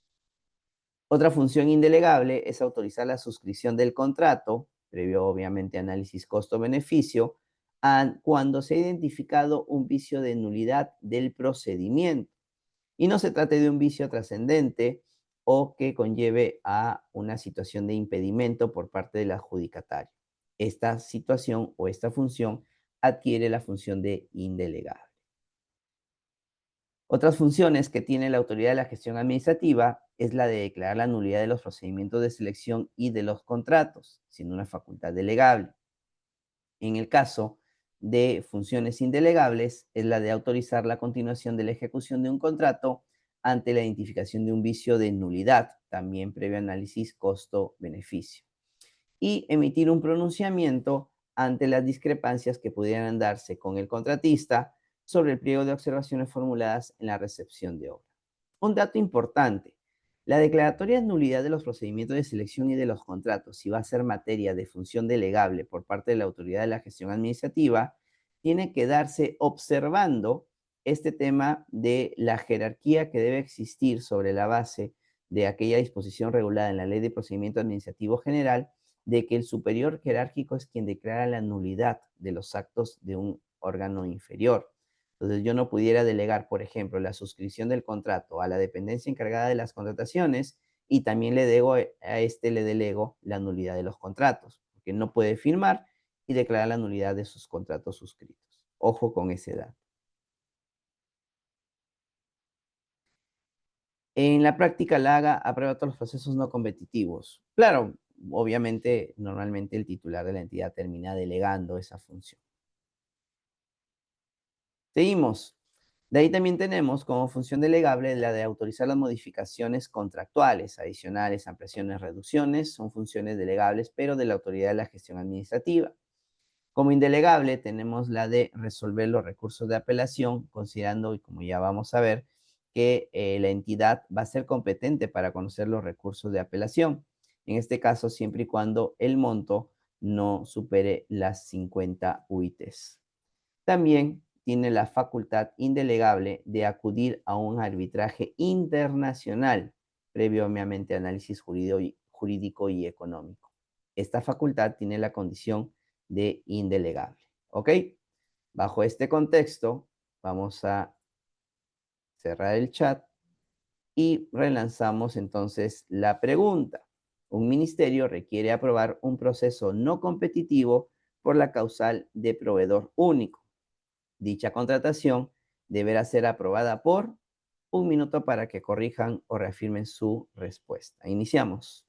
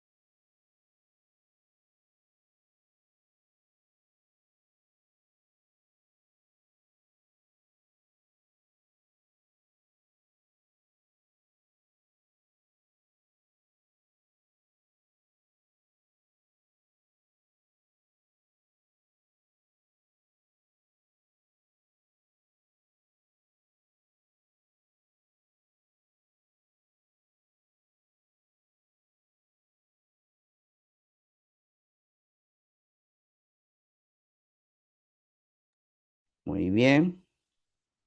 Vamos cerrando ahora. Les comparto los resultados. Tenemos un 34% que nos dice que recae en el secretario general, siendo una facultad indelegable. El 30% nos dice que es delegable. Un 27% ahí nomás también nos dice que sería el ministro, facultad delegable. Vamos a dejar de compartir. Vamos a activar el chat para sus consultas, comentarios. Y vamos a resolver la pregunta, porque veo que todavía algo no queda claro. A ver, chicos, la misma forma de la pregunta anterior. ¿Qué es lo que determina primero? La entidad. En este caso hablamos de un ministerio. Ok. ¿Qué es lo que se requiere aprobar? En este caso es un proceso no competitivo por la causal de proveedor único.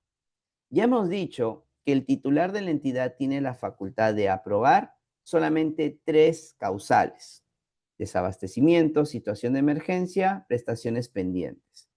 Ninguna de esas 3 corresponde al titular, por lo cual corresponden a la autoridad de la gestión administrativa, que en el caso del ministerio es la Secretaría General, con lo cual aquellas alternativas que mencionan al ministro simplemente se descartan.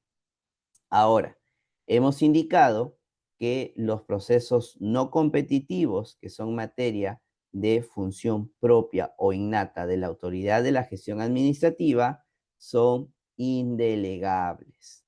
Al ser una función indelegable, la respuesta correcta es la alternativa C. ¿Ok? Respuesta correcta, alternativa C. Entonces, ya saben cómo resolver este tipo de preguntas. ¿Ya? ¿Quedó claro? ¿Cuánto recibió la alternativa C? Así fue la que obtuvo la mayor cantidad de respuestas. Ok, muy bien. Vamos ahora a cerrar el chat y nos vamos a la siguiente pregunta. ¿Qué tipo de clasificación correspondería ante la segmentación de un bien cuya cuantía es baja y nivel de riesgo es alto? Un minuto para que puedan indicar su respuesta. Iniciamos.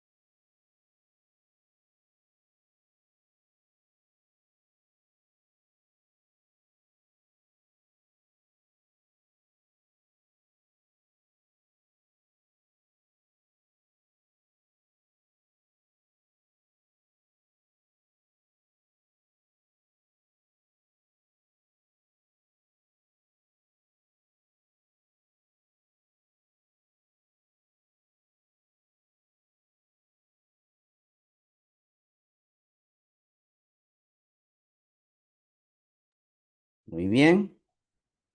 Vamos cerrando aquí. Les comparto los resultados. Tenemos un 32% empate entre la alternativa A críticos, alternativa B básica. Vamos a dejar de compartir. Vamos a activar el chat. Y vamos entrando a lo que corresponde otro tema en el marco de la nueva Ley General de Contratación Pública respecto a la segmentación de las contrataciones. ¿Ok?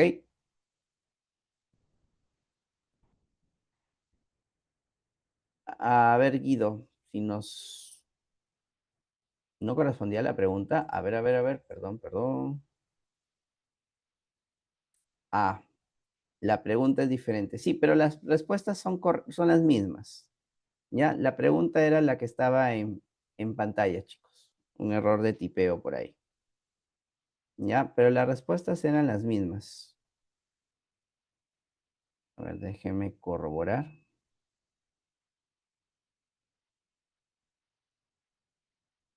Sí, las respuestas eran las mismas. Ha habido un error ahí en el enunciado de la pregunta en la votación, pero la pregunta es la que les leí. ¿Ya? No, no, no. Las respuestas que están en las opciones son las mismas que estaban en la diapositiva. Lo que es diferente es la pregunta. ¿Ya? Por eso les leo el enunciado. Ya ha sido un error al momento de hacer tipeo. Fe de ratas. Así es. Efectivamente, las respuestas son las mismas en el mismo orden, solamente cambió la pregunta, pero la pregunta ha sido la que se ha leído para que ustedes puedan marcar. ¿Ok? Ok, gracias. La disculpa del caso por este pequeño error de tipeo. Bien, respecto a la segmentación, vamos en este primer término a hablar de la segmentación de bienes y servicios. Para ello, ustedes ya saben, no vamos a entrar a mayores detalles respecto a la segmentación, es el hecho de que las entidades contratantes tienen la obligación de clasificar sus contrataciones a partir, obviamente, de las indicaciones, en el caso de bienes y servicios, de dos criterios, el riesgo y la cuantía. Cabe señalar que la norma claramente ha establecido que no se segmentan los contratos menores ni tampoco los procesos no competitivos, porque por ahí les puede venir una pregunta, determinar la segmentación de un proceso no competitivo cuya cuantía es alta y riesgo es bajo, y ustedes marcan un criterio de clasificación. No, ahí no marquen, tendría que haber una respuesta que diga ninguna de las anteriores. Ojo con ese dato, ¿ok? El objetivo de la segmentación, ya saben ustedes, que busca poder y tener una articulación muy directa con lo que corresponde a la interacción con el mercado. Es decir, el tipo de segmentación va a determinar el tipo de mi interacción con el mercado. Y vamos a ver preguntas al respecto. De acuerdo a la norma, una vez que se efectúa la segmentación, sobre todo con aquellos que son programados, pues tiene que darse esta condición de poder remitirles a las áreas usuarias cuál es la clasificación y a partir de ahí, pues enviarles un cronograma para la presentación de su requerimiento. Recuerden que los procesos no programados también se segmentan y tengan en cuenta la información establecida en la guía práctica emitida por la Dirección General de Abastecimiento de Actos Preparatorios, donde claramente señala el procedimiento por el cual se da la determinación de la cuantía, chicos. ¿Ya? La segmentación en cuanto a los no programados corresponde en cuanto a cuantía a la siguiente sumatoria. Tomo en cuenta el monto de mi pack. Eso ya está claramente establecido. Luego le sumo el monto de mis procesos no programados convocados, si es que tengo, y luego le sumo la nueva necesidad, es decir, el proceso no programado. Y a esa sumatoria le calculo el 10%. ¿Ya? Eso lo vamos a ver más adelante. Respecto al marco normativo, que nos señala la norma, exclusivamente la exposición de motivos, pues nos dice que tenemos que aplicar el famoso diagrama de Krillig. Este diagrama de Krillig, pues nos señala que por un lado vamos a tener el riesgo y por el otro la cuantía. Un riesgo alto, riesgo bajo, una cuantía alta y una cuantía baja. Aquellos que tienen un riesgo alto y una cuantía baja se van a determinar como críticos. Aquellos que son establecidos o segmentados como un riesgo alto, perdón, y una cuantía alta, pues se determinan como estratégicos. Aquellos que tienen un riesgo bajo y una cuantía baja, rutinarios, y aquellos que tienen una cuantía alta y un riesgo bajo, pues operacionales. Tengamos en cuenta que el riesgo se mide sobre la base de la competencia y la cuantía sobre el tema de aquellas que superen el 10% del monto total de bienes y servicios. Ojo, que para determinar la segmentación no es un tema de análisis del tipo de bien, es decir, ¿qué vas a segmentar? Combustible, ¿lo compras siempre? Sí. ¿Hay proveedores en el mercado? Sí. Entonces es rutinario. ¿Qué compras? Medicinas. Pero esa medicina no es poco de encontrar en el mercado, entonces es un riesgo alto. ¿Y tu cuantía supera el 10%? No. Entonces, al ser un riesgo alto y una cuantía baja, lo segmentamos como perdón, un riesgo alto y una cuantía baja los segmentamos como críticos. Así no se realiza la segmentación, ¿ya? Entonces, a partir de ese escenario, debemos tener en cuenta cuando hablamos de un riesgo alto, un riesgo bajo, una cuantía baja, una cuantía alta, ¿ok? Bajo este punto, dentro del material que se les da, tenemos este cuadro, que es un poquito más animado, ya depende de ustedes si lo manejan mejor con el diagrama de Krillig o lo manejan con este cuadro, que implica que se va a categorizar sobre la base de la cuantía y el riesgo. Categoría rutinarios, cuantía baja, riesgo bajo. Categoría operacionales, cuantía alta, riesgo bajo. Categoría críticos, cuantía baja, riesgo alto. Categoría estratégicos, cuantía alta, riesgo alto. Doctor, pero tengo que memorizarme esto, te vamos a dar una ayuda muy importante. Todo aquello que tenga riesgo alto va a ser crítico o estratégico. ¿Ya? Todo aquello que tenga riesgo alto va a ser crítico o estratégico. Lo más grave son los estratégicos. Riesgo alto, riesgo bajo. Y lo más sencillo es lo rutinario. Cuantía baja, riesgo bajo. Yo creo que con eso es más fácil de poder aprender este cuadro. Y ambos tienen incidencia en la estrategia de contratación y en la interacción con el mercado. Ahora, ¿cuándo determinamos cuantía alta, cuantía baja y cuándo riesgo alto y riesgo bajo? Justamente aquí viene el ejemplo. La norma me dice que se determina cuantía alta cuando la cuantía establecida en el PAC del CMN, entendamos en los programados en el PAC actualizado 2025 y en los no programados, entendamos en el cuadro multianual de necesidades vigente al momento de la segmentación, es mayor al 10% del monto total o de la sumatoria de los bienes y servicios contemplados en el PAC. ¿Ya?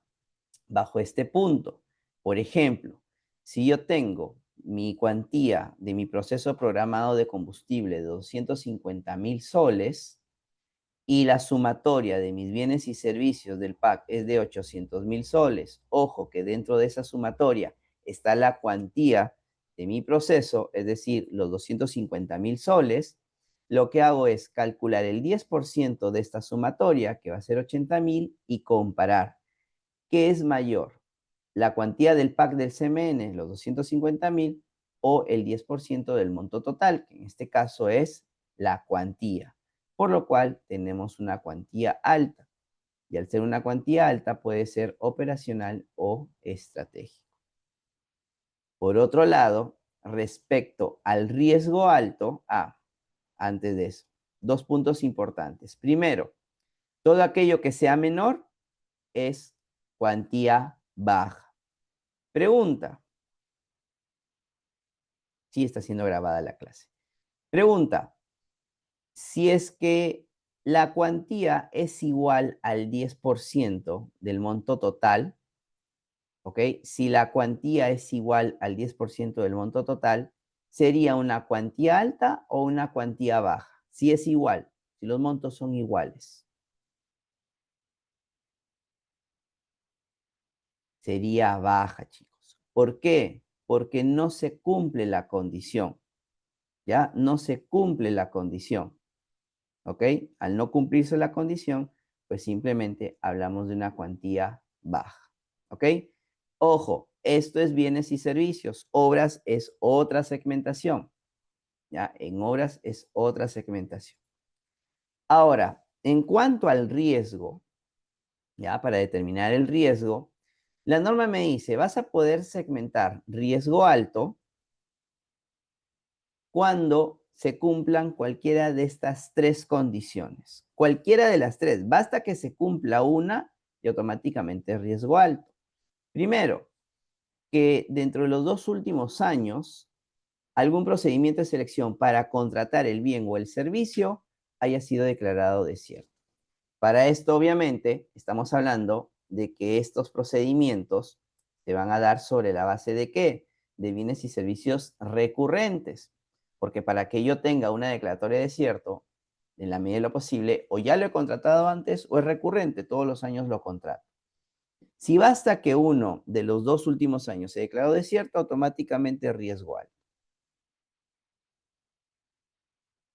Cuando también el promedio de postores para objetos contractuales similares en los 2 años anteriores al año fiscal correspondiente haya sido menor o igual a 3 en el caso de bienes o igual o menor a 2 en el caso de servicios.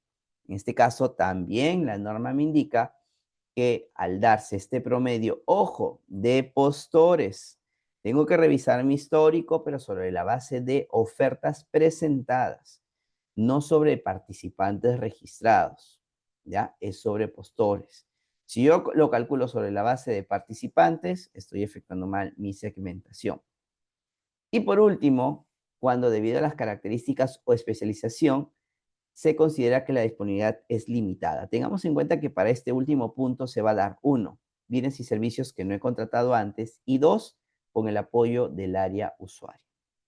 Entonces, bajo estas condiciones, siguiendo con el ejemplo de mi necesidad de combustible, la necesidad está programada en el cuadro, en el PAC del CMN, y el año 2024 tuve una primera subasta inversa electrónica, en primera convocatoria, que se declaró desierto, pero la segunda convocatoria tiene contrato. Bajo este contexto, ¿qué riesgo sería? ¿Riesgo alto o riesgo bajo? ¿Qué opinan?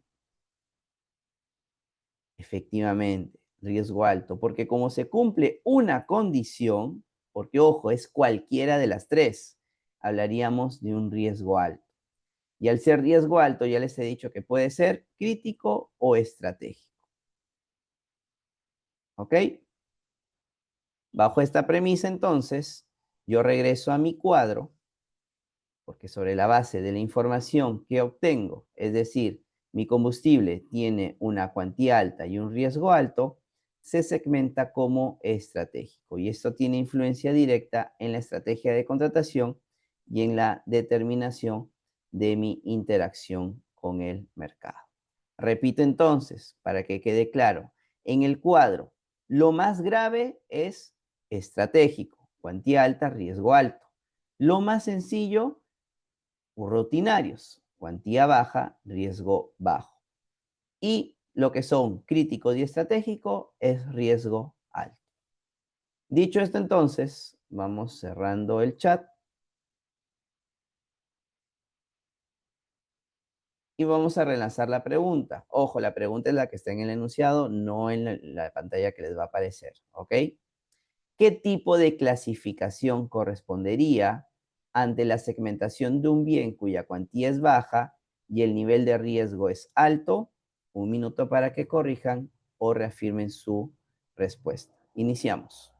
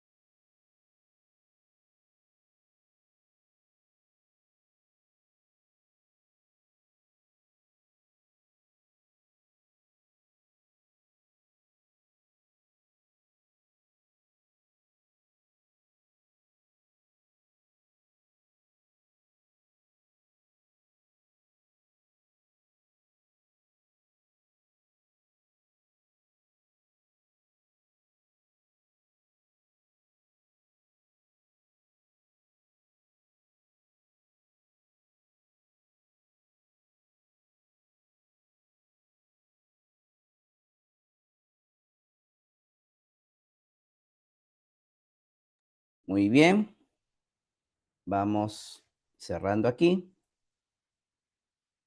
Les comparto los resultados. El 48% nos dice crítico, 25% básica, operacionales y estratégico. Vamos a dejar de compartir. Vamos a activar el chat. Muy bien. Y vamos a resolver la pregunta. A ver, en primer plano, chicos, algo que deben tener en cuenta. La segmentación de bienes y servicios es distinta a la de obras. Eso tienen que tenerlo clarísimo. La segmentación de bienes y servicios puede darse en cuatro, o se puede clasificar en cuatro criterios: crítico, operacional, estratégico y rutinario. Mientras que en obras tenemos básica y avanzada. Si a mí me viene una pregunta y me indica que es un bien y me indica que es cuantía baja y riesgo alto, al tomar en cuenta esos criterios de cuantía y de riesgo, hablamos de bienes y servicios. Por lo tanto, la alternativa B de plano descartada. Tenemos un 25% que ha votado por la alternativa B y eso no puede ser. ¿Por qué? Porque eso se aplica para obras y aquí hablamos de bienes. Segundo, cuando hablamos de riesgo alto, les dije que de acuerdo al cuadro que era o crítico o estratégico. Y adicionalmente a ello, lo más grave era estratégico, cuantía alta, riesgo alto. Por lo cual, en este caso, la respuesta correcta es la alternativa A, críticos. Y ahí está el cuadro para poder corroborarlo. ¿Ok? Respuesta correcta es la alternativa A.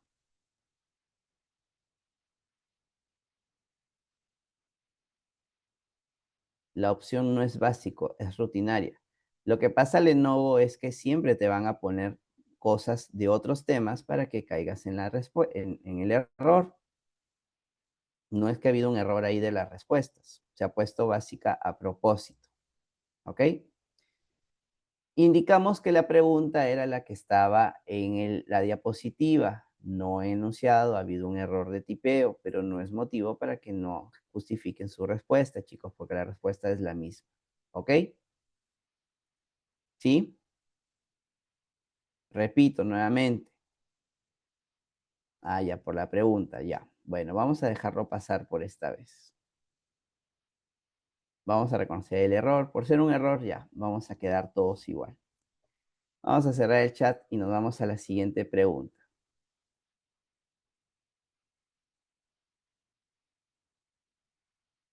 ¿Cuál sería la categoría que corresponde a una obra que ha sido determinada como IOR? Un minuto para que puedan indicar su respuesta. Iniciamos.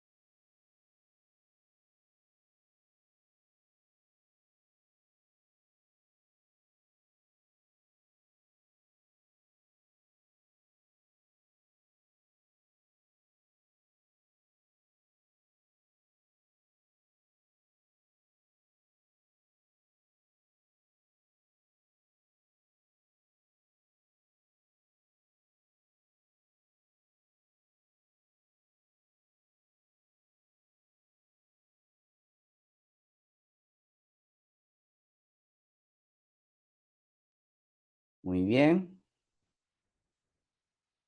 Vamos cerrando aquí. Les comparto los resultados. Tenemos un 46% que nos indica que la respuesta correcta es la alternativa C. Nos dicen que es básica, 46%. Vamos a dejar de compartir y, ojo, desde ahí nomás les voy diciendo. Lo que es estratégico y operacional en obras no aplica, chicos. ¿Ya? Desde ahí nomás vayan quedándose con esos conceptos. ¿Por qué? Porque la segmentación en obras va a ser de dos tipos. O va a ser contratación básica o va a ser contratación avanzada. Cuando hablamos de una contratación básica, cuando se cumplan en conjunto las siguientes condiciones. Primero, que la inversión sea de bajo grado de innovación y de una complejidad baja o media, de acuerdo a la información establecida en el Sistema Nacional de Programación Multianual de Gestión de Inversiones. Para ello, de acuerdo a la información de este sistema, la complejidad baja será, la complejidad baja considera riesgo bajo y hasta 15.000 UITs en cuanto al monto, y la complejidad media considera riesgo medio y hasta 407.000 UITs. En cuanto al grado de innovación, sí vamos a tener que coordinar con la OPMI de nuestra entidad para que nos alcance la información de acuerdo a lo señalado en el anexo 10 de la información que se sube a nivel de perfil. Entonces, ahí es importante, conforme nos señala la directiva de actuaciones preparatorias emitida por la Dirección General de Abastecimiento, hacer esta coordinación con la OPMI o la que haga sus veces, o quizás la unidad formuladora que nos pueda alcanzar esa información, y a partir de ahí poder establecer si hablamos de una obra de grado de innovación o de una complejidad baja o media. Luego tenemos cuando se han ejecutado obras o consultoría de obras similares. ¿Ya? Si yo tengo esta condición de haber ejecutado obras o consultoría de obras similares, porque ojo, esta segmentación es para ejecuciones de obras y consultorías de obra, pues en este caso también se cumpliría la segunda condición. La tercera condición es que el promedio de postores en procedimiento de selección con objetos similares sea mayor a 3 en los 2 últimos años. Y por último, no se trate de un saldo de obra. Cumpliendo estas 4 condiciones, automáticamente mi obra o mi consultoría de obra se convierte en una contratación básica. Dato importante, todo aquel requerimiento de obra o consultoría de obra que corresponda a un IOR automáticamente se considera en básica. ¿Ya? No tengo por qué hacer el análisis de los 4 puntos anteriores, automáticamente se considere básica. Y va a ser avanzada cuando no se cumplan las 4 condiciones para una contratación básica. Entonces, para que quede claro, y esto quizás es lo que va a permitir que ustedes, cualquier pregunta relacionada a la segmentación, pueda desarrollar de manera correcta la pregunta. Recuerden, bienes y servicios son 2 criterios para determinar la clasificación: cuantía y riesgo. Y bajo la cuantía y riesgo se va a establecer que puede ser operacional, crítico, estratégico o rutinario. ¿Ya? Bienes y servicios. En obras pasamos exclusivamente a 2 tipos de clasificación: contratación básica o contratación avanzada. En el caso de 2 puntos, para que lo tengan claro, que es algo que viene en las preguntas, es cuando ustedes vean el tema de IOR, automáticamente es una contratación básica. Y cuando ustedes vean que es un saldo de obra, es avanzada. Si no es un saldo de obra, es básica. Esos son 2 puntos que vienen en las preguntas del examen de certificación y que a partir de ahí, bueno, el tema de obras solamente el tema de riesgos. ¿Ok? Dicho esto, vamos a cerrar el chat. Ah, estaba cerrado, perdón, disculpen. De aquí lo activamos, no se preocupen. Y vamos a relanzar la pregunta: ¿cuál sería la categoría que corresponde a una obra que ha sido determinada como IOR? Un minuto para que puedan corregir o reafirmar su respuesta. Iniciamos.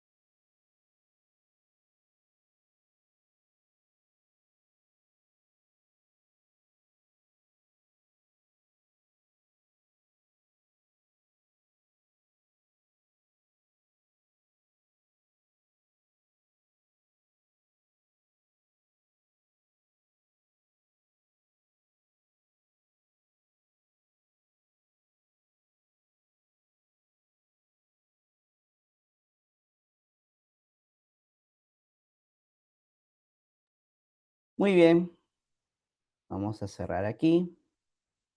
Les comparto los resultados mientras a la par activamos el chat. Ya pueden escribir consultas, comentarios. Y como podemos ver, tenemos un 92% que nos dice que la respuesta correcta es la alternativa C, básicos. Dejamos de compartir y ya saben, en el caso de obras, 2 tips importantes. Si leen que es IOR o leen que es saldo de obra, automáticamente hablamos, bueno, perdón, si leen que es IOR y no es saldo de obra, es básico. En este caso, como es IOR, es una categoría básico.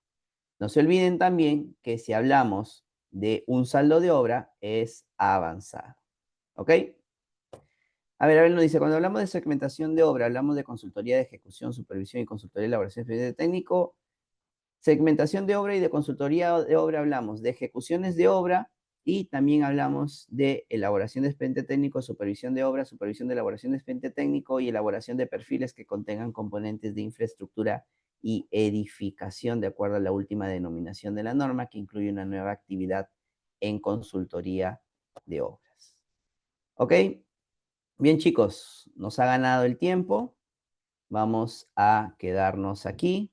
Gracias a todos por la atención. Espero que les haya gustado la metodología que estamos empleando para este taller, para que ustedes puedan de alguna manera conocer la norma e ir aplicando lo demás.